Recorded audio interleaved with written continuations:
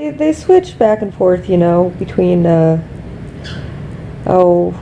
fluoride and nerve agents and probably nitric oxide to drive up blood pressure and different chelating agents and anything. Anyway, but in the meantime, apparently,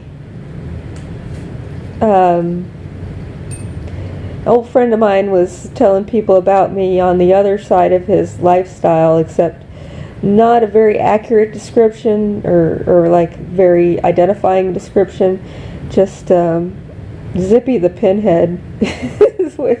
and I kind of have that behavior a little bit, and I have suspected myself of having microcephaly, but I also have really wide shoulders, but I do know a lot of things about stuff. Anyway, and somebody at the food pantry was telling this hippie, like, you don't want to mistake her dreadlocks for anything that wants to be involved with you. That's like an unchurched religious hairdo in this neighborhood, though it's normally black girls who wear their hair like this, but there's a few of us who are white-ish. Anyway, okay, so that guy was saying he had kids playing on his porch, and I'm like, oh my god, child molesters are not supposed to be in public housing, okay? And so I've got to explain a little bit about how they get in. If the wait list for any of these units opens and there's not enough applicants here in Bloomington, automatically we have to start taking in people from the rest of the region, especially Indianapolis. And the local black community doesn't have singles who are unemployed, who are, need this kind of housing. And the really disabled people like myself, like Gary, like Jason, we see the people that are in here as people we don't want to live with, so we don't apply. And